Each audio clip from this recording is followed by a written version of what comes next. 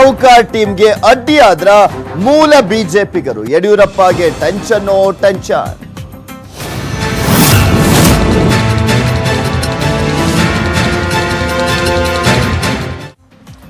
ಯಡಿಯೂರಪ್ಪ ಎಲ್ಲಿರ್ತಾರೋ ಅಲ್ಲೇ ಇರ್ತಾರೆ ಉಮೇಶ್ ಕತ್ತಿ ಅವರು. ಉಮೇಶ್ ಕತ್ತಿ ಅವರು 8 ಬಾರಿ ಗೆದ್ದಿರುವಂತಹ ಶಾಸಕರು. ಅವರು ಸಚಿವ ಸ್ಥಾನಕ್ಕೋಸ್ಕರ ಈಗ ಆಲ್ರೆಡಿ ಪಟ್ಟನ್ನ ಹಿಡಿದಿದ್ದಾರೆ.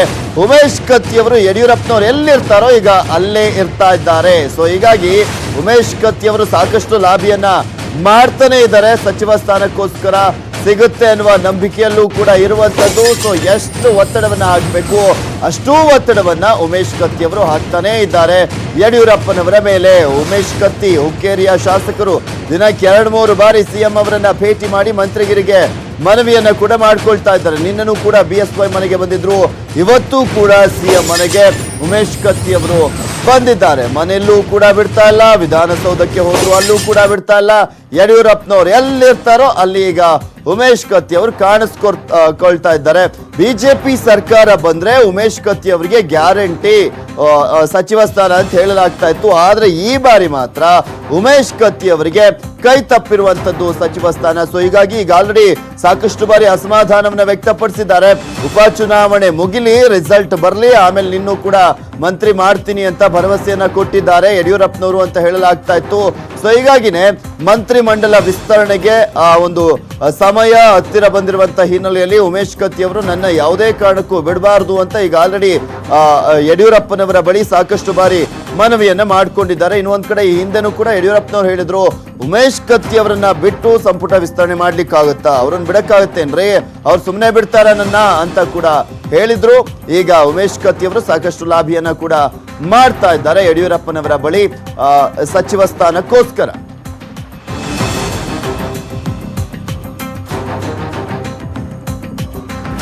ಸಿಎಂ ಭೇಟಿ ಮಾಡಿ ಮಂತ್ರಿಗಿರಿಗೆ ಮನವಿಯನ್ನ ಕೂಡ ಮಾಡಿಕೊಂಡಿದ್ದಾರೆ. ಸಾಕಷ್ಟು ಬಾರಿ ಭೇಟಿಯನ್ನ ಆಗಿರುವಂತದ್ದು. ಉಪಚುನಾವಣೆಯ ರಿಸಲ್ಟ್ ಬಂದಾದ್ಮೇಲೆ ಯಾವ ಕಾರಣಕ್ಕೆ ಇಷ್ಟೊಂದು ಬಾರಿ ಇವರು ಭೇಟಿ ಆಗ್ತಾ ಇದ್ದಾರೆ ಅನ್ನೋದು ಕೂಡ ಪ್ರಶ್ನೆ ಎದ್ದೇಳ್ತಾ ಇದೆ.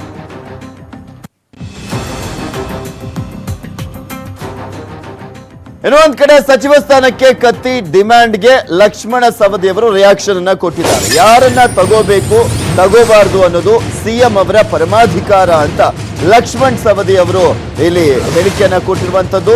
ಸಚಿವರಾದ್ರೆ ಇನ್ನೊಂದು ಸ್ಥಾನ ಬೆಳಗಾವಿಗೆ ಸಿಗಲಿದೆ ಅಷ್ಟೇ ಅಂತ ಸವದಿ ಅವರು ಹೇಳಿದ್ದಾರೆ. 2 ಸಚಿವರಿದ್ದೀವಿ, ಈಗ 3 ಗೆದ್ದಿದ್ದಾರೆ. ಅಂದ್ರೆ ರಮೇಶ್ ಜಾರಕಿಹೊಳಿ ಮತ್ತು ಒಂದ್ ಕಡೆ ಮಹೇಶ್ ಕುಮಟಳ್ಳಿ, ಶ್ರೀಮಂತ್ ಪಾಟೀಲ್, ಇದರ ಜೊತೆಗೆ ಇನ್ನೊಬ್ಬರಿಗೆ ಸಚಿವ ಸ್ಥಾನ ಸಿಕ್ಕಿದ್ರೆ 6 ಆಗುತ್ತೆ ಅಷ್ಟೇ ಅಂತ ದೆಹಲಿಯಲ್ಲಿ ಕತ್ತಿ ಕಸರತ್ತಿಗೆ DCM ಲಕ್ಷ್ಮಣ್ ಸವದಿ ಅವರು ಹೇಳಿಕೆಯನ್ನ ಕೊಟ್ಟಿದ್ದಾರೆ.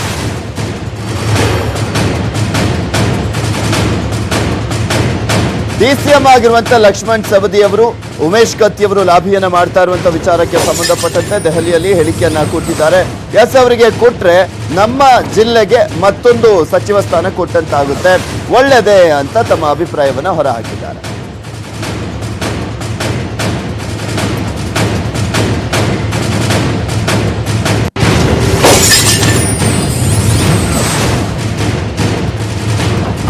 ಸಿಎಂ ಅವರ ಪರಮಾಧಿಕಾರ. ಸಂಪುಟಕ್ಕೆ ಯಾರನ್ನ ತಗೋಬೇಕು ಯಾರನ್ನ ಬಿಡಬೇಕು ಅನ್ನುವ ವಿಚಾರಕ್ಕೆ ಸಂಬಂಧಪಟ್ಟಂತೆ ಅಂತ ಹೇಳ್ಬಿಟ್ಟು ಉಪಮುಖ್ಯಮಂತ್ರಿ ಲಕ್ಷ್ಮಣ್ ಸವದಿ ಅವರು ಹೇಳಿಕೆಯನ್ನ ಕೊಟ್ಟಿರುವಂತದ್ದು. ಇಲ್ಲಿ ಈಗ ಹೊಸದಾಗಿ ಗೆದ್ದಿರುವಂತಹ 3 ಉಮೇಶ್ ಕತ್ತಿ ಅವರನ್ನ ಸೇರಿ 4 ಜನ ಆದ್ರೆ ಈ ಹಿಂದೆ ಈಗ ನಾನು ಮತ್ತೆ ಶಶಿಕಲಾ ಜೊಲ್ಲೆ ಅವರಿದ್ದೇವೆ. ಬೆಳಗಾವಿ ಜಿಲ್ಲೆಗೆ 6 ಸಚಿವ ಸ್ಥಾನ ಕೊಟ್ಟಂತಾಗುತ್ತೆ, ಒಳ್ಳೇದೇ ಅಲ್ವಾ ಅಂತ ರಿಯಾಕ್ಷನ್ ಅನ್ನ ಕೊಟ್ಟಿದ್ದಾರೆ. ನಾನು ಹೇಳಿದಾಗೆ ಯಾರನ್ನ ತಗೋಬೇಕು ತಗೋಬಾರ್ದು ಅಂತಕ್ಕಂಥ ಪರಮಾಧಿಕಾರಿ ಇರ್ತಕ್ಕಂಥದ್ದು ಮುಖ್ಯಮಂತ್ರಿಗಳು ಮನಸ್ಸು ಮಾಡಿದರೆ ತಗೋಬೋದು. ಅದ್ರ ಬಗ್ಗೆ ಮುಖ್ಯಮಂತ್ರಿಗಳು ತೀರ್ಮಾನ ಮಾಡ್ತಾರೆ. ತಗೊಂಡ್ರೆ ನಮ್ಮ ಜಿಲ್ಲೆಗೆ ಇನ್ನೊಂದು ಸಚಿವ ಸ್ಥಾನ ಸಿಗುತ್ತೆ. ಈಗ 3 ಜನ ಉಪಚುನಾವಣೆಯಲ್ಲಿ ಆರಿಸಿ ಬಂದಕ್ಕಂಥವ್ರು 3 ಜನ, ಈಗಾಗಲೇ 2 ಇದ್ದೀವಿ, ಇನ್ನೊಂದು ಬಂದರೆ 6 ಆಗಿದ್ದೀವಿ. ಬಹುತೇಕ ಬೆಂಗಳೂರು ಬಿಟ್ಟರೆ ಬೆಳಗಾವಿಗೆ ಹೆಚ್ಚಿನ ಒಂದು ಸ್ಥಾನ ಸಿಗುತ್ತೆ. ಆ ಖುಷಿಯಲ್ಲಿ ನಾವೆಲ್ಲರೂ ಇರ್ತೀವಿ. ಸಿಗಲಿ ಅಂತ ಹೇಳಿ ನಾವು ಶುಭ ಹಾರೈಸ್ತೀವಿ. ಬೈ ಎಲೆಕ್ಷನ್ ಫಲಿತಾಂಶ ಬಂದ್ಮೇಲೆ ಎಲ್ಲಿದ್ದಾರೆ ಸಚಿವ ಶ್ರೀರಾಮುಲು ಅನ್ನುವ ಪ್ರಶ್ನೆ ಎದ್ದಿರುವಂತದ್ದು. ಯಾಕೆಂದ್ರೆ ಎಲ್ಲೂ ಕೂಡ ಕಾಣಿಸ್ಕೊಳ್ತಾ ಇಲ್ಲ ಸಚಿವ ಶ್ರೀರಾಮುಲು ಅವರು. ಸೊ ಹೀಗಾಗಿ ಈ ಒಂದು ಪ್ರಶ್ನೆ ಎದ್ದೇಳ್ತಾ ಇದೆ. ಸಂಪುಟ ಸಭೆಗೂ ಕೂಡ ನಿನ್ನೆ ಬಂದಿರಲಿಲ್ಲ, ಸಿಎಂ ಜೊತೆಯೂ ಕೂಡ ಕಾಣಿಸ್ತಾ ಇಲ್ಲ ಶ್ರೀರಾಮುಲು ಅವರು.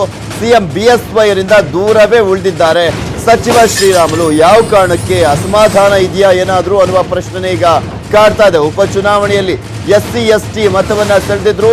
ಆ ಒಬ್ಬ ಪ್ರಮುಖ ನಾಯಕರಾಗಿದ್ರು ಶ್ರೀರಾಮುಲು. ಸಿಎಂ ಹೇಳಿದಂತ ಕಡೆ ಎಲ್ಲ ಪ್ರಚಾರವನ್ನ ಮಾಡಿದ್ರು. ಬಿಜೆಪಿಯ ಸ್ಟಾರ್ ಪ್ರಚಾರಕರು ಕೂಡ ಆಗಿದ್ರು.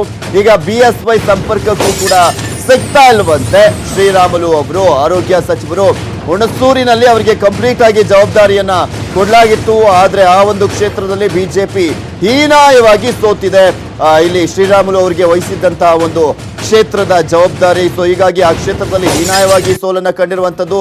DCM ಸ್ಥಾನ ಬೇರೆ ಬೇಡಿಕೆ ಇಟ್ಟಿದ್ರು, ಅದು ಕೂಡ ಈಗ ಕೈ ತಪ್ತಾ ಇದೆ.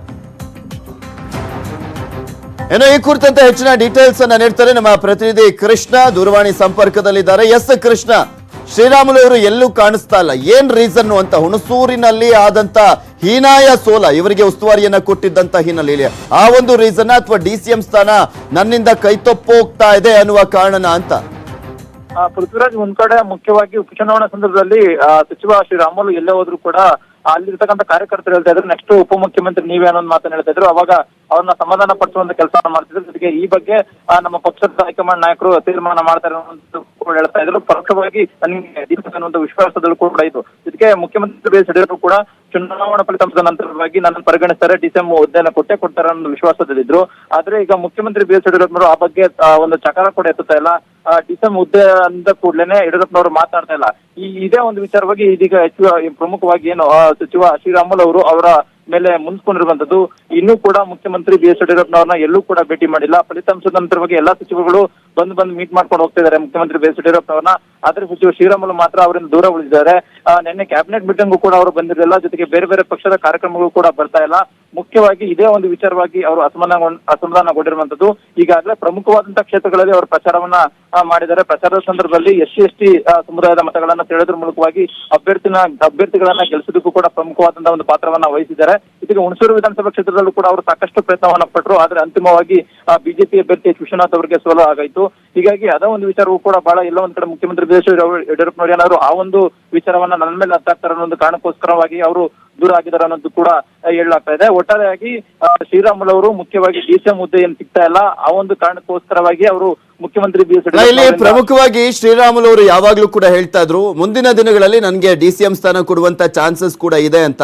ಆದ್ರೆ ಪ್ರಮುಖವಾಗಿ ಹುಣಸೂರು ಕ್ಷೇತ್ರವನ್ನ ಇವರ ಉಸ್ತುವಾರಿಗೆ ವಹಿಸಲಾಗಿತ್ತು. ಆದ್ರೆ ಅಲ್ಲಂತೂ ಶ್ರೀರಾಮುಲು ಅವರು 40,000ಕ್ಕೂ ಹೆಚ್ಚಿನ ಅಂತರದಲ್ಲಿ ಬಿಜೆಪಿ ಅಭ್ಯರ್ಥಿ ಸೋತಂತ ಹಿನ್ನೆಲೆಯಲ್ಲಿ ಹೀನಾಯ ಸೋಲೆ ಪ್ರಮುಖವಾಗಿ ಕಾರಣ ಆಗಿದೆ. ಇವರು ಅದಕ್ಕೆ ಎಲ್ಲೂ ಕಾಣಿಸ್ಕೊಳ್ತಾ ಇಲ್ಲ ಅನ್ನುವ ಮಾತು ಇದೆ, ಹೌದಾ? ಖಂಡಿತವಾಗ್ಲೂ ಪ್ರಜ್ವಲ್, ಅದೇ ಒಂದು ವಿಚಾರ ಕೂಡ ಹುಣಸೂರಲ್ಲಿ ಗೆಲ್ಸ್ಲೇಬೇಕು ಅನ್ನೋದ್ರಲ್ಲಿ ಹಿಂದುಳಿದ ವರ್ಗಗಳನ್ನ ಸೆಳೆಯಬಹುದಾಗಿತ್ತು ಹೆಚ್ಚು ಇವರು ಪ್ರಮುಖವಾಗಿ ಶ್ರೀರಾಮುಲು ಅವರು. ಅದ್ರೆಲ್ಲ ಒಂದ್ ಕಡೆ ಅದನ್ನ ಮಾಡ್ಲಿಲ್ಲ. ಕೊನೆಗೆ ಆ ಒಂದು ವಿಚಾರನ ಕೂಡ ಕೈ ತಪ್ಪು ಹೋಗಿದೆ, ಕೈ ಮೀರಿ ಹೋಗಿದೆ. ಕೊನೆ 4 ದಿನಗಳಲ್ಲಿ ಅವ್ರು ಮಾಡ್ಬೇಕಾಗಿತ್ತು. ಆದ್ರೆ ಆ ಒಂದು ಕ್ಷೇತ್ರವನ್ನ ಬಿಟ್ಟು ಬಂದ್ರು. ಅದಕ್ಕೋಸ್ಕರವಾಗಿ ಅವ್ರಿಗೆ ಸೋಲಾಯ್ತು ವಿಶ್ವನಾಥ್ ಅವರಿಗೆ. ಅದೇ ಒಂದು ವಿಚಾರವಾಗಿ ಮುಖ್ಯಮಂತ್ರಿ BS ಯಡಿಯೂರಪ್ಪನವರು ನನ್ನ ಮೇಲೆ ಅಂದ್ರು. ಅಲ್ಲಿ ಮೇನ್ಲಿ ಶ್ರೀರಾಮುಲು ಅವರು 50-60 ಸಾವಿರಕ್ಕೂ ಹೆಚ್ಚಿನ SC ST ಸಮುದಾಯದ ಮತಗಳಿದ್ವು, ಸೆಳೆಯುವಲ್ಲಿ ಕಂಪ್ಲೀಟ್ ಫ್ಲಾಪ್ ಆದ್ರು. ಸೊ ಇವರು ಅಂತ ದೊಡ್ಡ ನಾಯಕ ಅಲ್ಲ ಅನ್ನುವ ನಿರ್ಧಾರಕ್ಕೆ ಏನಾದ್ರು ಬಂದ್ಬಿಟ್ರ ಅಂತ? ಪ್ರಮುಖವಾಗಿ ಪೃಥ್ವಿರಾಜ್, ಅದೇ ಒಂದು ವಿಚಾರ ಅಂದ್ರೆ ಹುಣಸೂರಲ್ಲಿ 4 ದಿನಗಳ ಹಿಂದೆನೇ ಅಷ್ಟೇನೆ ಗೊತ್ತಾಗಿತ್ತು ವಿಶ್ವನಾಥ್ ಅವರು ಸೋಲ್ತಾರೆ ಅನ್ನುವಂಥದ್ದು. ಜೊತೆಗೆ ಅದನ್ನ ಎಷ್ಟೇ ಸರ್ಕಸ್ ಮಾಡಿದ್ರು ಇನ್ನು ಪ್ರಯೋಜನ ಆಗೋದಿಲ್ಲ ಅನ್ನೋ ಒಂದು ಕಾರಣಕ್ಕೋಸ್ಕರವಾಗಿ ಅವರು 4 ದಿನ ಹುಣಸೂರೇನು ಕೊಟ್ಟಿದ್ದಾರೆ ಅನ್ನೋ ಕ್ಷೇತ್ರ ಬಿಟ್ಬಿಟ್ಟು ನೆಕ್ಸ್ಟ್ ಹೊಸಪೇಟೆ ಜೊತೆಗೆ ಚಿಕ್ಕಬಳ್ಳಾಪುರದಲ್ಲಿ ಅವರು ಕ್ಯಾಂಪೇನ್ ಅನ್ನ ಮಾಡಿದ್ರು. ಜೊತೆಗೆ ಮುಖ್ಯಮಂತ್ರಿ BS ಯಡಿಯೂರಪ್ಪನವರು ಹೆಲಿಕಾಪ್ಟರ್ ನಲ್ಲಿ ಅವರು ಪ್ರಚಾರವನ್ನ ಮಾಡಿದ್ರು. ಅಲ್ಲಿ ಅಭ್ಯರ್ಥಿಗಳನ್ನ ಗೆಲ್ಸೋದಕ್ಕೆ ಪ್ರಯತ್ನವನ್ನ ಪಟ್ಟರು. ಆದ್ರೆ ಹುಣಸೂರನ್ನ ಅವ್ರು ಜಾಸ್ತಿ ಆಸಕ್ತಿ ವಹಿಸಿಲ್ಲ. ಅದಕ್ಕೋಸ್ಕರನೇ ಸೋಲಾಯ್ತು. ಒಂದ್ ವೇಳೆ ಶ್ರೀರಾಮುಲು ಅವರಿಂದ ಬಹಳ ಸರ್ಕಸನ್ನ ಮಾಡಿದ ಪ್ರಯತ್ನ ಪಟ್ಟಿದ್ದಾರೆ, ಸೆಳೆಯಬಹುದಾಗಿದೆ. ಯಾಕಂದ್ರೆ ಅವರು SC ST ಸಮುದಾಯದಲ್ಲಿ ಪ್ರಭಾವಿಯಾದಂತ ಲೀಡರು. ಅವ್ರು ಎಲ್ಲೇ ಹೋದ್ರು ಕೂಡ ಸಾಕಷ್ಟು ಅಭಿಮಾನಿಗಳು ಬರ್ತಾರೆ. ಆ ಒಂದು ಕ್ಷೇತ್ರವನ್ನ ಗೆಲ್ಬಹುದಾಗಿದ್ರು. ಎಲ್ಲ ಒಂದ್ ಕಡೆ ಅದನ್ನ ಗೆಲ್ಲೋದಕ್ಕಾಗಲ್ಲ, ಏನೋ ಆಗೋದಿಲ್ಲ ಅನ್ನೋ ಒಂದು ನಿರ್ಧಾರದಿಂದ ಅವ್ರು ಹಿಂದೆ ಸೇರಿದ್ರು ಅನ್ನೋ ವಿಚಾರ. ಜೊತೆಗೆ DCM ಸ್ಥಾನ ಕೈ ತಪ್ಪಿರೋದ್ರಿಂದ ಅವರು ಈಗ ಮುಖ್ಯಮಂತ್ರಿ BS ಯಡಿಯೂರಪ್ಪನವರಿಂದ ಕೂಡ ದೂರ ಆಗಿರುವಂತದ್ದು. Prithviraj, okay, thank you Krishna ನಿಮ್ಮೆಲ್ಲ ಡೀಟೇಲ್ಸ್ಗಾಗಿ.